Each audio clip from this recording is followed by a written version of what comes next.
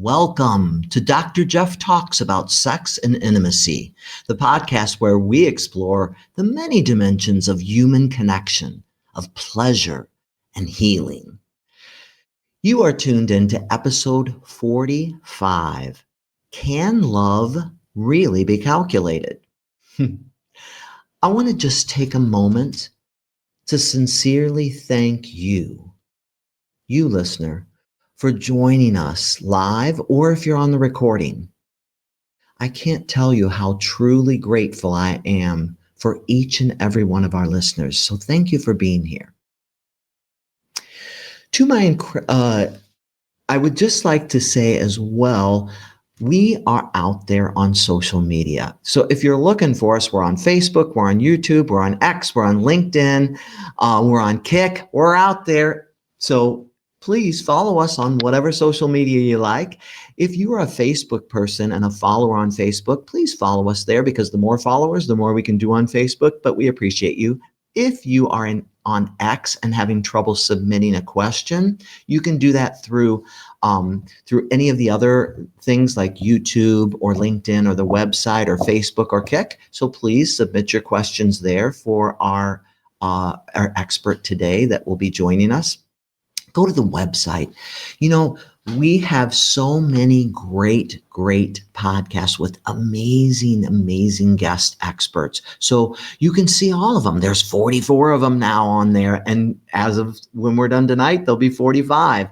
And then you can go to the calendar and see what's coming up, all the exciting episodes that we have coming up in store for you. And I hope you find what you're looking for. You can also listen to us while you're driving in the car, while you're working out. You will work out with you. You can learn about sex, intimacy, and relationships while you're doing that. So take us with you. We are on your favorite streaming service like Spotify, like iHeartRadio, like Amazon Music. We're there with you wherever you are.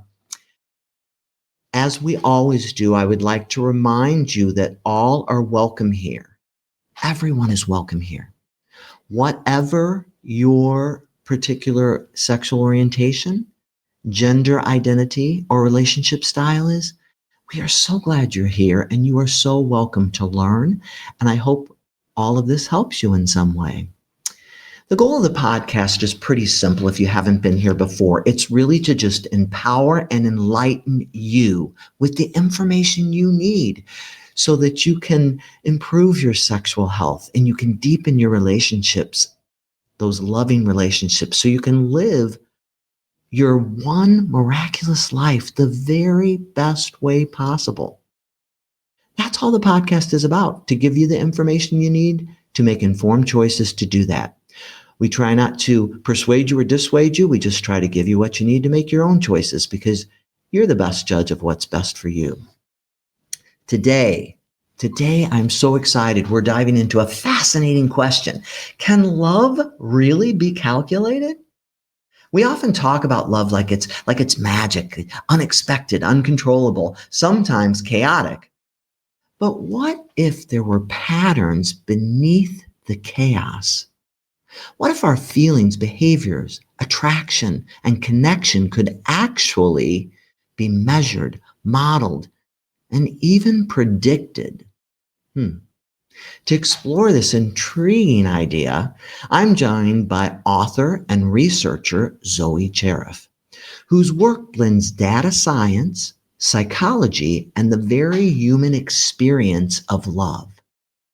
She challenges the ways we think about relationships and invites us to see intimacy through a fresh lens, one that honors both emotion and evidence. So today, we're asking big questions. Is chemistry just chemistry, or does math get involved in it? Can patterns predict whether a relationship thrives or falls apart? That's pretty cool. And what does science reveal about what our hearts have always known? Well, let's jump into that. My guest today, Zoey Charif, is a writer, and a researcher who sits at the crossroads of data science, psychology, and relationships. With an academic foundation in behavioral research and a passion for making science accessible, Zoey explores how love, how attraction and connection can be understood through patterns without losing the magic that makes them meaningful. Her book, Can Love Really Be Calculated, takes readers on an evidence-based, entertaining journey. I've read it from cover to cover into how emotions influence decision making, why we choose the partners that we do, and what modern research reveals about lasting intimacy, that deep connection where you feel seen, heard, and valued. Zoey's work challenges assumptions, sparks curiosity, and offers a balanced look at the science and the soul of human connection. She speaks and writes with humor, warmth, and heart, reminding us that love may be measurable, but it's never mechanical. So, without further ado, I would like to welcome my guest. Welcome. Thank you so much for that intro. I love that. I'll have to steal that from you at some point. No problem. I'm so glad you're here, and I so enjoyed your book. Thank you. What a gift to people to learn a different way to maybe calculate and think about things. So without further ado, I'm so excited to hear from you. I'm going to hand it over to you as you introduce the topic for a few minutes, and then we'll chat some more. Sure. Okay, let's dive into it. So we can, in fact, calculate love. We can calculate self-love. We can calculate alignment between two people. And it actually all starts with the self. So the way you calculate love is first you determine a self-score. A self-score is a numerical assessment of self-worth. So you are not likely going to fall in love with someone who is below your self-score. That's because the human brain is wired to seek a strong mate. You are literally wired to turn off. So your neurochemicals, your serotonin, your oxytocin, your dopamine will literally turn off, or let's say decrease, if you're partnered with someone that your mind has defined as weak. Now, of course, we all have different definitions, right? So this is still very much a subjective formula. But yeah, so first you determine your self-score, which is a numerical assessment of your self-worth, and then you measure your partner against all those values that you've picked out in terms of what a strong human is, okay? And you grade them.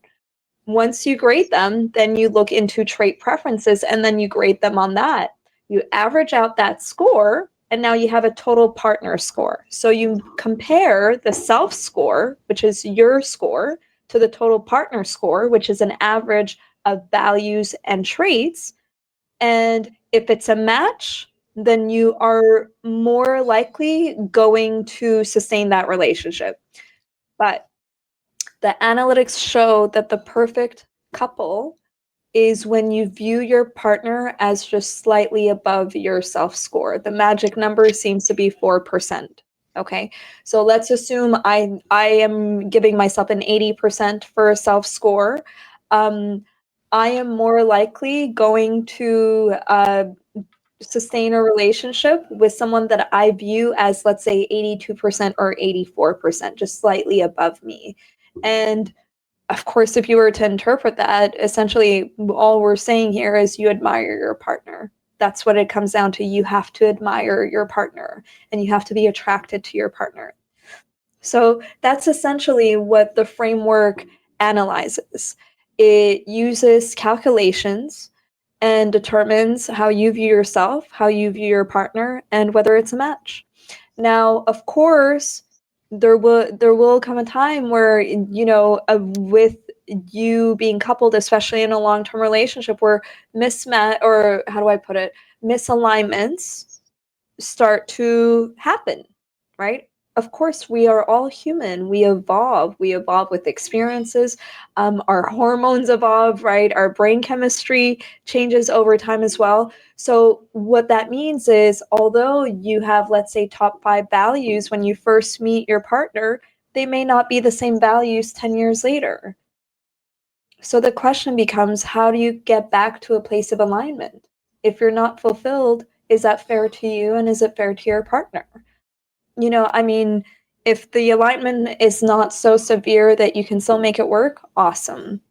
But if you're getting to a point where you're really questioning whether you want to stay or you want to go or whatever, this framework actually helps you put things into perspective.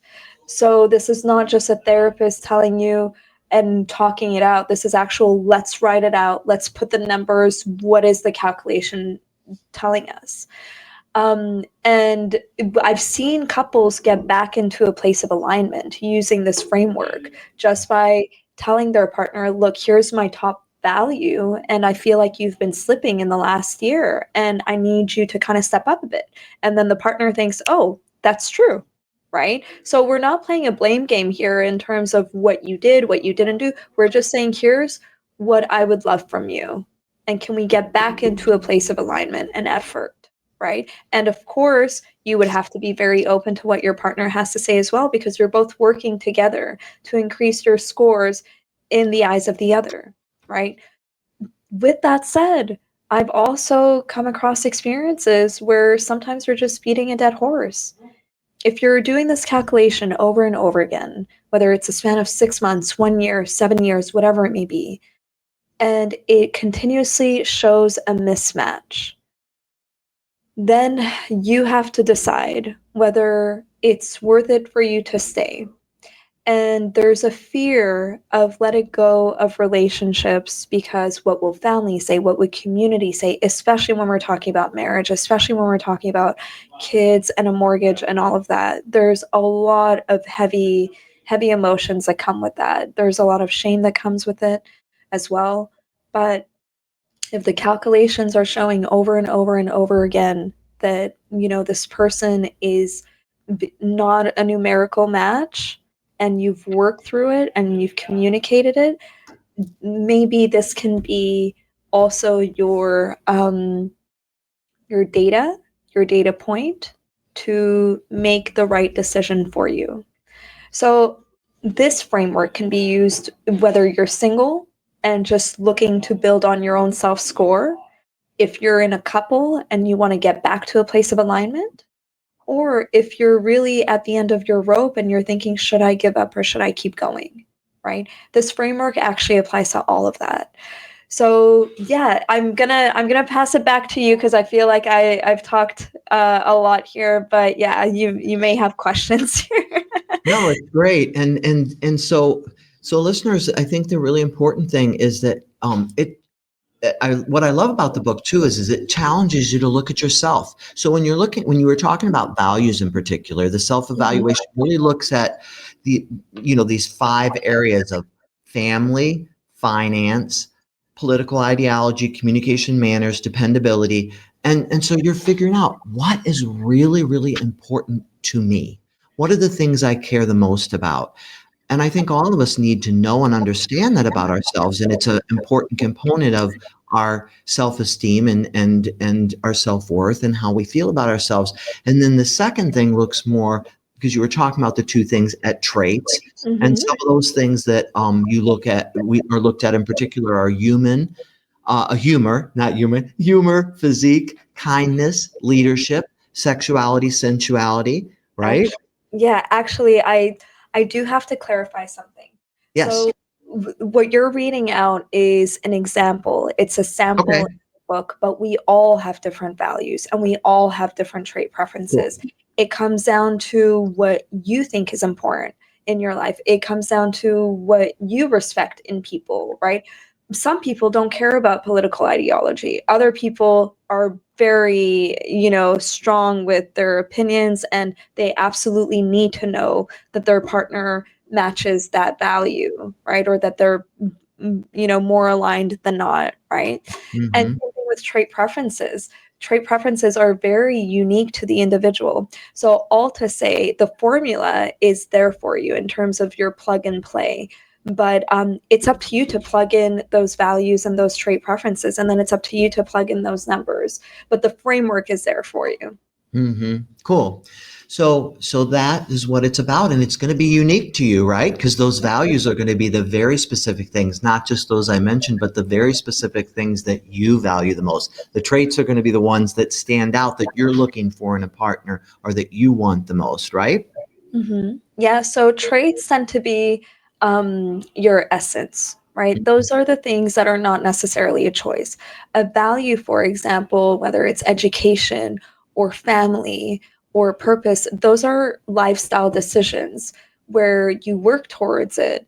And that's what gives you a sense of self worth.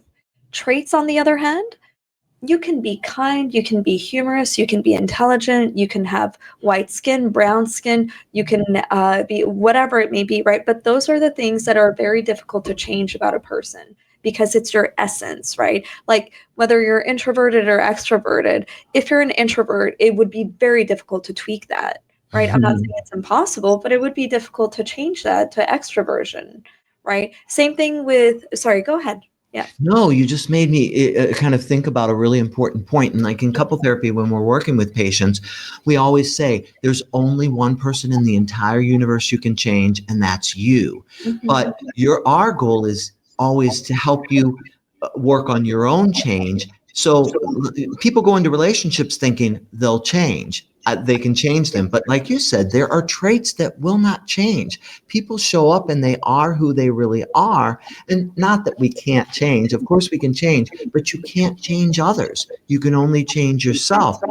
So I think it's really important with our couples to understand, because like you said, sometimes people come in and they're like, fix this person, Mhm. make Mhm. them, fix these traits because they're not working.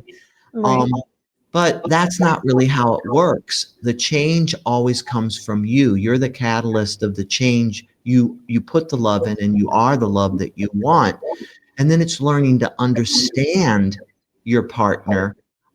This is when you're actively working on a relationship. Now, before you get into a relationship, how cool to know and understand these things about these traits, your partner's traits, your traits, how they match together, your Mhm. values, their values. Do they match together? Because remember, like you said, if you can't change traits, don't go in thinking, well, they'll change. Eventually they'll want children, or they'll be this person that I want them to be. Yeah, exactly. So a trait, like if you're very much magnetized to humor, and you happen to partner with someone who does not match your humor, that's probably not something you're gonna change. You can have them watch as much stand-up comedy as you want, right? That's something that's very inherent to a human, very difficult to tweak. Whereas a value, if one of your values is dependability and reliability, you can communicate to your partner how to be the rock that you need them to be. If one of your values is overall education, you can communicate to your partner that you would like them to listen to more podcasts or read more articles, right? Of course, be gentle about this, right? You don't want to be a jerk, right? You don't want to be mean to your partner. But so those values are things that you can absolutely work on. Those trait preferences, I know I'll also say sometimes we have trait preferences that are very destructive. And I would say that's why many of us fall into a spiral of connecting with not so good people. If you're inherently attracted to the bad boy, bad girl type, right? And you just can't help it because, again, we can't change humor. It's tough to change level of intelligence or quick wittedness, right? Or physical appearance. The same thing with that. If you like the bad boy, bad girl type, there's something within you that is just drawn to it, right? Um, Mhm. so the beauty of this framework is awareness. If that's one of your trait preferences and you happen to meet someone with that trait, it doesn't mean that you're stuck here. As a human, you have free will. You can say no, not this time. Thank you very much. All the other check boxes are there, but this is clearly going to be destructive.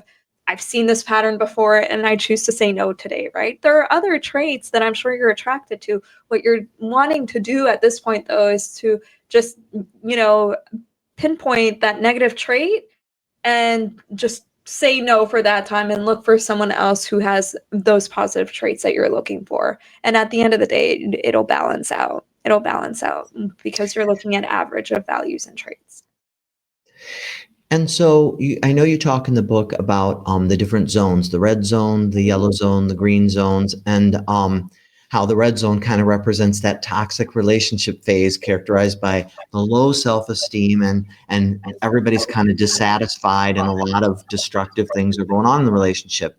And then the yellow zone. Can you talk a little bit about those zones? Sure. So the framework understands that to be with someone, there has to be matching scores.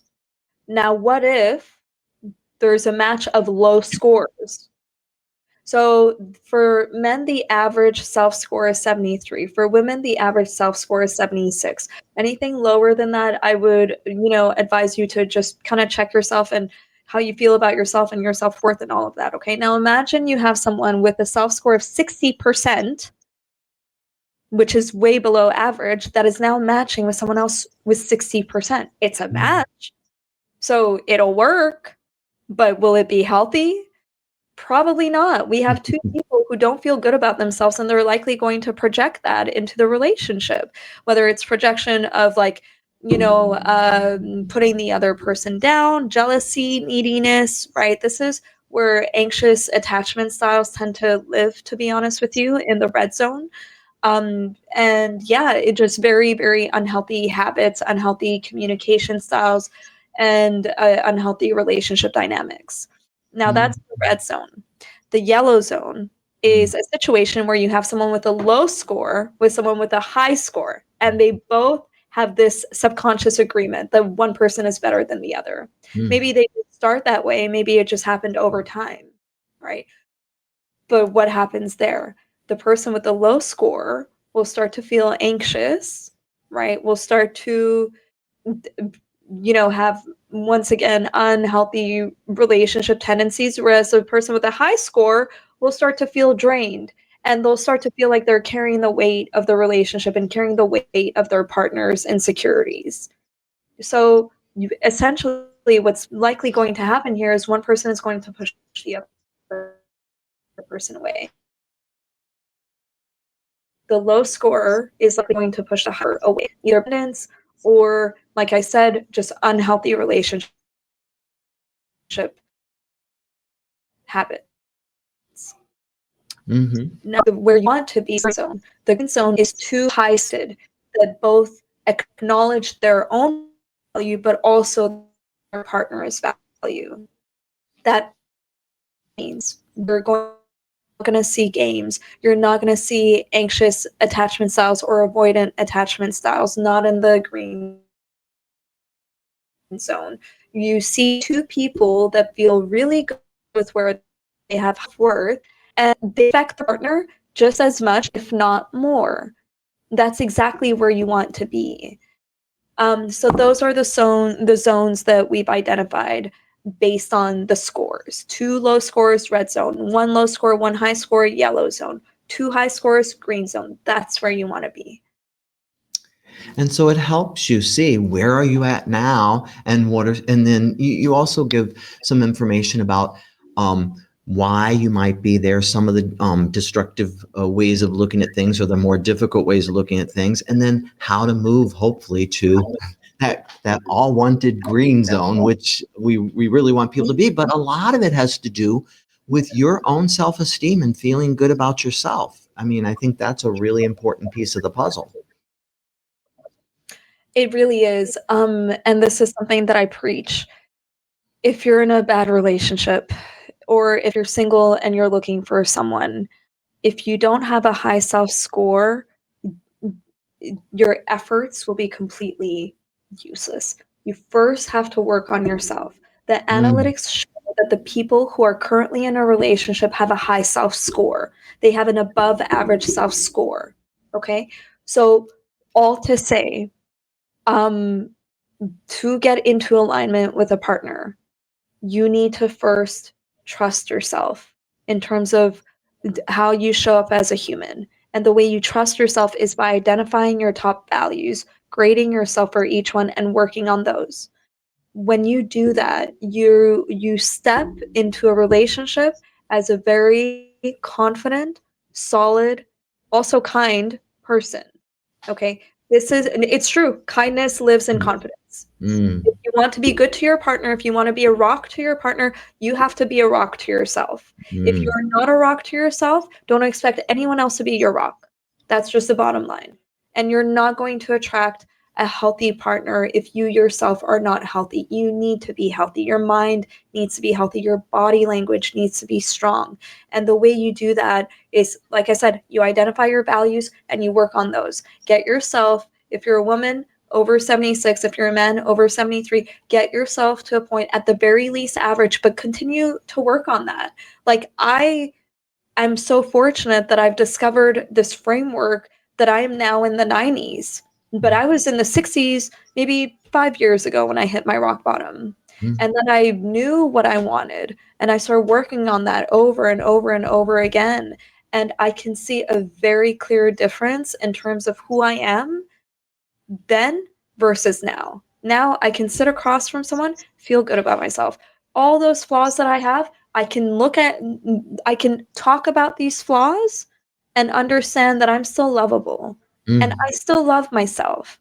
And just because they're flaws, it doesn't mean that I'm not quote unquote successful in other realms, right? But why? It's because I've identified my personal values. I feel good about myself. If someone else doesn't feel good about me, that's fine. That's fine. I'll be okay, right? And there will come a time where eventually you will connect with someone who does feel good about you and it's a true match. And that's what you need to strive for. But it'll only start with you. That, like, you have to work on that first. It begins and it ends with you. And I always say, this is a lot of work for all of us. And this is our only work, is being the best you can be and bringing that to the relationship so you can make the relationship the best that it can be. Yeah. So I think those are some really, really important messages. And it reminds me of that universal theme that says you can't give the love to others that you're unwilling or unable to give to yourself. It's just not possible. So true. There's this one thing that I keep saying that I really want to drive home the point. Don't expect anyone to feel lucky to have you if you don't feel lucky to have yourself. Great It's point. true. It's a And great the point. analytics show that to be in a relationship, in a sustained relationship, the magic number is your partner sees you as 4% above them. That means that they admire you and they feel lucky to be with you. Okay. Mm. How does that happen? It happens because you're confident and you feel good about yourself and you know how to show up as a rock because you're a rock to yourself. That's what it comes down to. You need to feel lucky to have yourself. Mm. So work on that. Definitely. Great message. So in integrative behavioral couple therapy, Andrew Christensen, when I worked with him and was studying and going through all this, one of the major things we look at is things that cause conflict in the relationship, and differences often cause conflict. Differences, fundamental differences in the way people are. And you talk a lot about that in the book, like with the practicals versus the emotionals, and with the critic versus the optimist, and the safety seeker versus the risk taker, the alike versus the diversified relationships, different things like that. And I think sometimes those differences, even when we would ask couples, what are some differences? They'd be like, what do you mean differences? Um, it's like, how do you interpret the world? How do you go through the world differently? What's different about you that makes you clash, right? Because Mhm. that's where the clashes come from. And I really like that you speak to that in the book, and then go on to talk even about some of the distortions as well. Mhm. All those things are really important for us to understand. We want to have aligned values and traits, but we also don't necessarily want to be married to ourselves. And we are different. And those differences can make us stronger and better, but they can also tear us apart. And so I thought it was interesting, even like when you're evaluating the relationship, looking at it as a critic or an optimist. And then, two, do you go into all of this? The work you give them from the book, from the couple therapy, looking at what can I do? Because I can only fix me. And how can I be better in this? How can I be the best me in this relationship versus Oh yeah, when she talks about the critic, that's you. Or when she talks about the whatever, don't use this as another tool to be destructive to your relationship. Use these tools to help you understand yourself and your partner to build your relationship. Yeah, absolutely. I mean, the critic is a very interesting personality type. So, for anyone listening, we're talking about a dichotomy. So, imagine a scale, right? So, imagine you have an introverted, extroverted scale. So, that's what I mean by a dichotomy. So, on the one side, you have the optimist, and on the other side, you have the critic. The optimist will be very happy to give high scores because they have an optimistic view of life, right? So a healthy optimist will say, "Hey, you're doing your best and I'm going to give you a top score or a high score for that." But then there's the extreme optimist that will say, "Hey, even though you've cheated on me 7 times, I'll still give you high scores for dependability and reliability." Okay, that's clearly not healthy, right? That's too extreme. Now, on the other end, though, you have the healthy critic. The healthy critic will say, "Hey, I don't believe in giving top scores because there's always room for growth. You're doing great, but there's always room for growth." So, me personally, I'm a healthy critic. With that said, I have come across extreme critics. That personality type is not easy to be with because it'll always feel like it's never good enough. Mm, And it'll feel like those differences or those things that you may lack all of a sudden jade the whole relationship. mm, And it casts a shadow on the whole relationship, and all of a sudden all those things that are positive about you are no longer positive, mm, right? mm. And although they don't necessarily break up with you right away, you're always going to feel that insecurity of like, do they really, really, truly like me or respect me, right? Because again, it'll show in their body language, and if you're intuitive, you might pick that up, right? But if that doesn't happen, they tend to be commitment phobes. So these are the people that just believe there's a unicorn out there.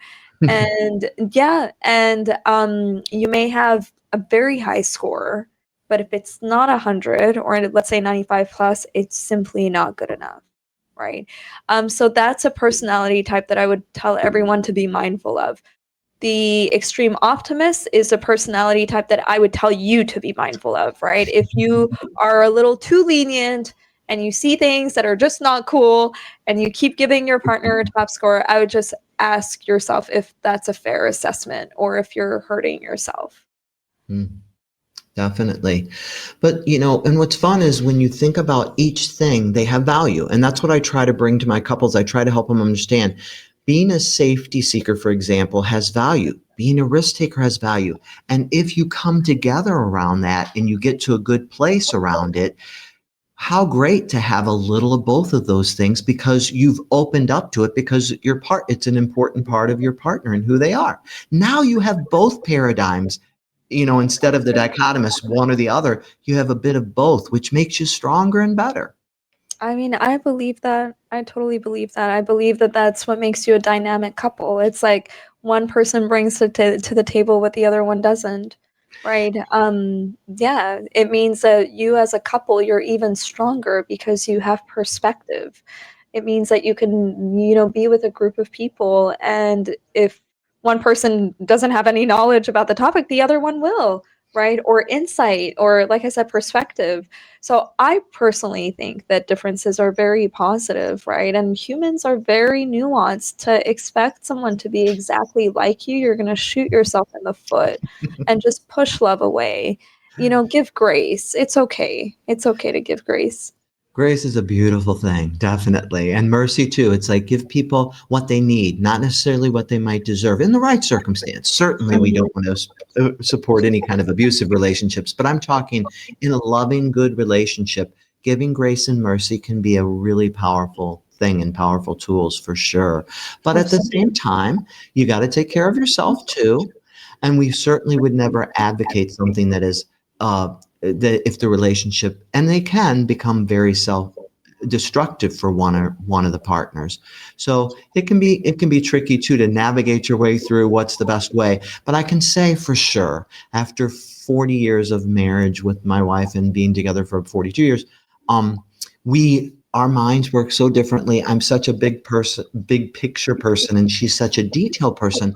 But sometimes in a particular circumstance, the very thing that saves us is her attention to detail. And sometimes it's the big picture. And the beauty is we get them both because, we're sort of merged at the hip at this point, I would say, because we've been together for so long. People are like, you look alike, you talk alike, but we have our own unique lives, which is really important, listeners, too. I will tell you that we do have our own unique lives. But I do think, even though it drives us crazy sometimes, the differences, because it is difficult. We'll walk out of a room and start to discuss it and be like, were you in the same room I was? Because I'm big picture and she is very much detail. But I learned so much from her about the details. Sometimes I have no patience for it because I'm not a detail person. And sometimes she's like, what? This is important. You're missing all the details. But we're both better because of it. We're just better because of it. I am a better human. And when I look at my son and his wife too, I love that. I think he's a better human being because she's in his life, and she's a better human being because he's in her. That's good relationship marriage. Mhm. And it's a gift. It's a real gift to have that kind of thing. And it's worth fighting for. But it's work. It's work. Work, work, work, work, work. That's for sure. Okay, a couple things I was going to say. I did have this one question that came through. Do you think people are drawn to the same type over and over again? And can that pattern actually be measured or predicted? I think that's a great question that came up from one of our listeners. What do you think? Yes, absolutely. So when you list out your top 5 trait preferences, the way to do that is actually by looking at your past and pinpointing a common theme, right? So if the common theme was cultural, you would put that. If the common theme was physical, like maybe their certain body shape, you would put that. If the common theme was intelligence, humor, kindness, emotional intelligence, sexuality, sensuality, you would put that. So absolutely. Now for those destructive traits, okay, do you think people are drawn to the same type? And can that pattern be? Yes. Yeah, absolutely. The way you measure it is by putting a score, right? So if, for example, you're dating someone new and you've got your trait preferences, because once again, you're supposed to determine that based on your past. It's not what you think you want, it's what you actually want. We need to make that difference here. Okay. Mm-hmm. Sometimes we're attracted to things we wish we weren't attracted to. Okay. And if you meet someone new and you have a new partner and you see that they do in fact fit that trait preference, there you go. You just predicted, right? Or we've just predicted that you would have attraction to a person with that pattern. Sorry, with that trait. Definitely. And I think people are like, gosh, I seem to keep ending up with the same person, good or bad. I think sometimes it can go that way. And so I think that question was a good one. Let's talk Yeah. just a tiny bit about, it looks like we have another. Technology plays a major role in your story. Do you see the rise of AI and dating apps as enhancing or eroding genuine human intimacy? The rise of AI and dating apps, let's talk about that. So I refer to dating apps as fast dating. Just the way you have fast food, you have fast dating. I don't believe that dating apps are necessarily positive for the mind. But I will say that I've known of many stories of people who have connected on dating apps and it's worked for them because, of course, it grows the pool, right? The flip side of this growing pool is now people think that there's a unicorn out there. Another flip side of this is that people are not taking dating seriously. There's a lot of opportunity out there, and we have a lot of people who are jaded that are jumping into these dating apps, not really taking it seriously. And little by little, we start normalizing very awful behaviors, like Mm, ghosting, for example, or breadcrumbing, or mm, I don't know what the other ones are, to be honest with you.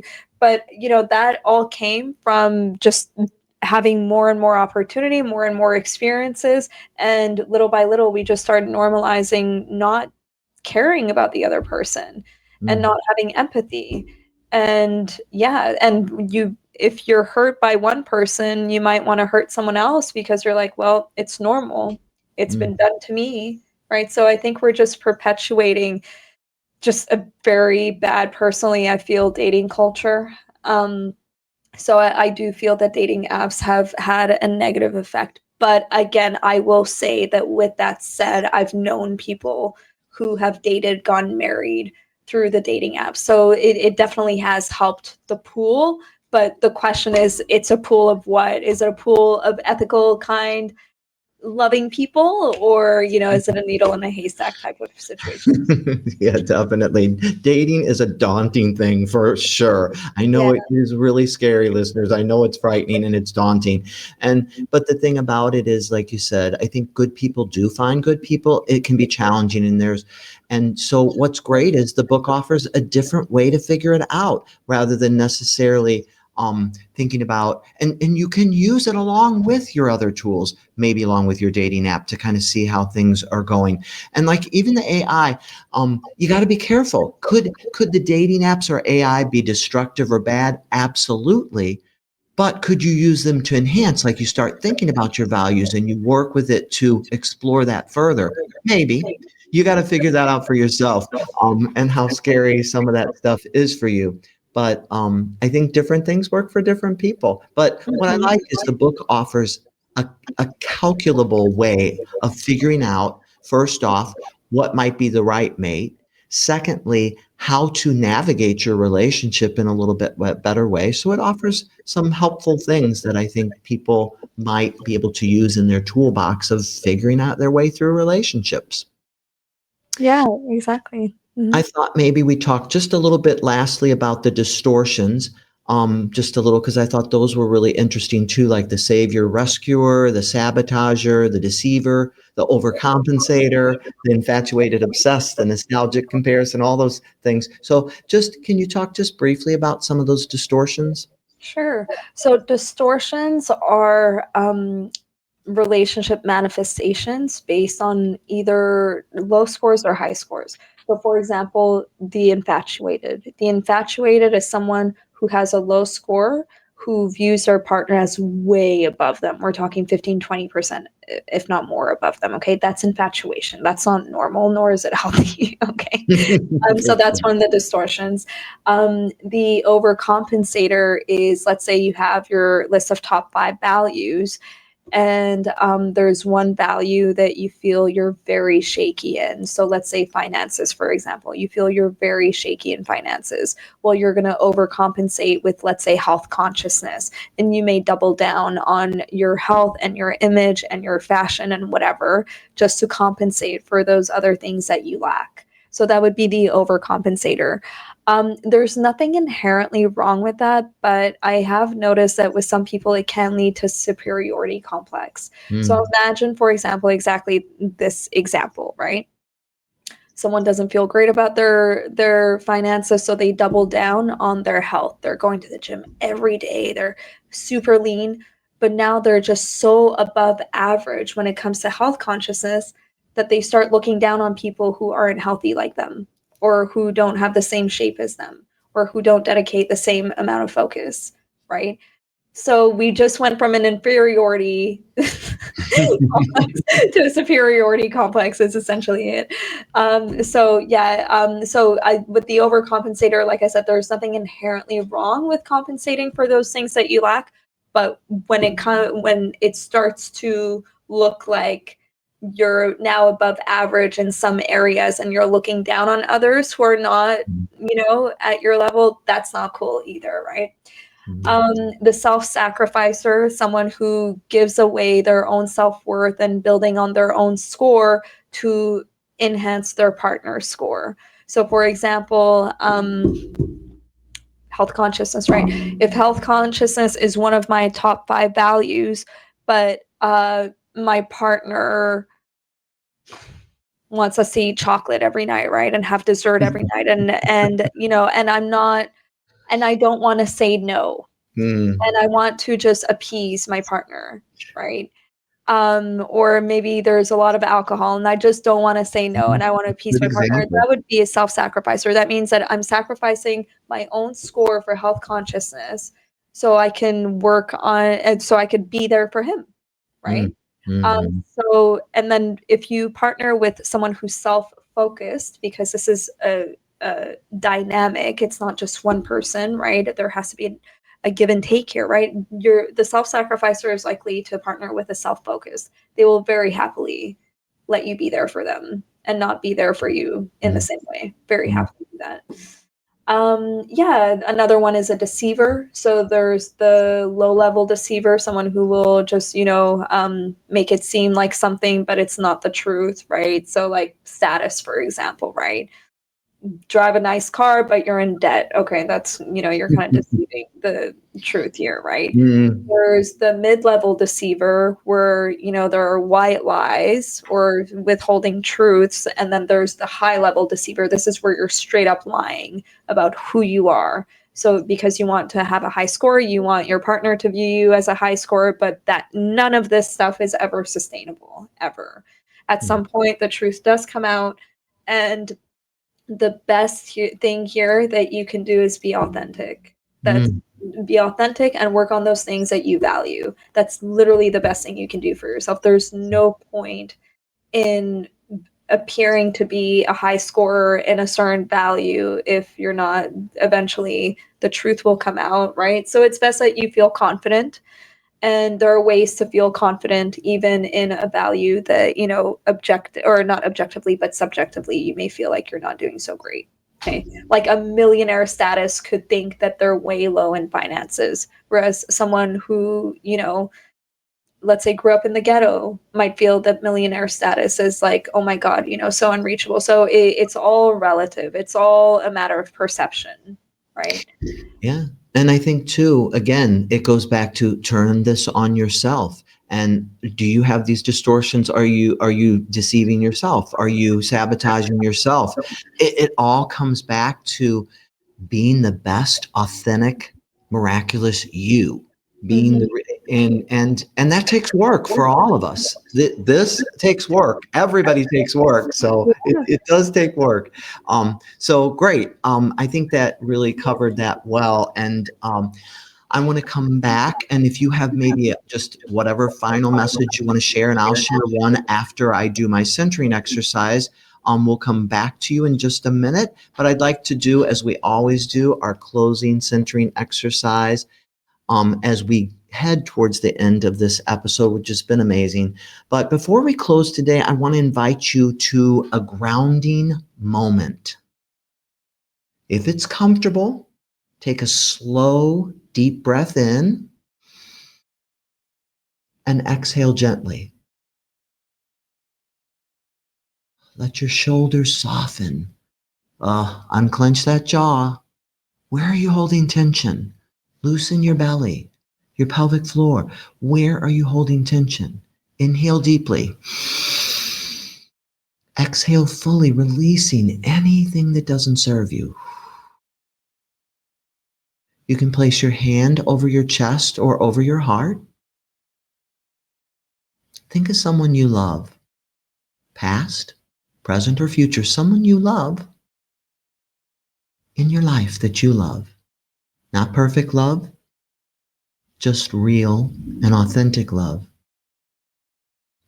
Notice what happens in your body when you bring that love and that person to mind. Keep that deep breathing program. Breathe in, exhale fully. As you bring that person to mind, what do you feel? Warmth? Tightness? Longing? Gratitude? Maybe even grief? All of it's welcome. Breathe. Feel your chest rise and fall with each breath. Feel the heart beneath your hand. So steady, alive, and responsive. Whether or not you believe, love can be measured. It is felt. It's felt in the body. It's felt in the nervous system, in connection. Take one more slow breath in. Exhale with the thought, love is both mystery and meaning. When you're ready, gently return to the space around you. You are worthy. You are more than enough. The work you put in you is the greatest thing you can invest in. Never forget that. Well, I would like to bring our guest back on. Zoey, thank you so much. Dr. Jeff talks with Kristen Karchmer, an integrative women's health expert. They explore how reproductive acupuncture and integrative care transform fertility, intimacy, and sexual health. Kristen explains that fertility care goes far beyond conception. It can open pathways to deeper connection and improve desire. Couples can achieve more fulfilling sexual relationships through holistic care. They also discuss digital health tools and biobehavioral strategies. These tools help couples take charge of their reproductive and sexual well-being. Listeners will learn practical steps to improve their cycles and reduce stress. They'll discover how to nurture sexual vitality and strengthen their relationships. Join us on November 18th at 7 p.m. Central Time to learn more. Vic always remembers when I forget to say what's up next week. So thank you, Vic, for telling them what's up next week. Really looking forward to that episode on acupuncture. But this week, gosh, Zoey, I can't thank you enough for writing the book and for just your great insights and knowledge, and just sharing yourself and your ideas with people to help them have deeper, better relationships. Thank you. Thank you so much for having me. I really enjoyed it. Is there anything you would like as a final thought for our listeners to say?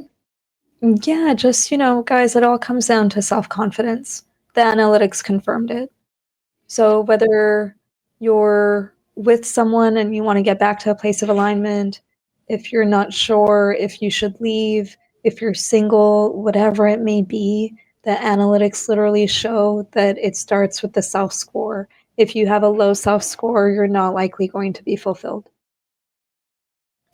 And so remember, listeners, the bottom line here is love yourself. You are amazing, you are miraculous, and you are worthy.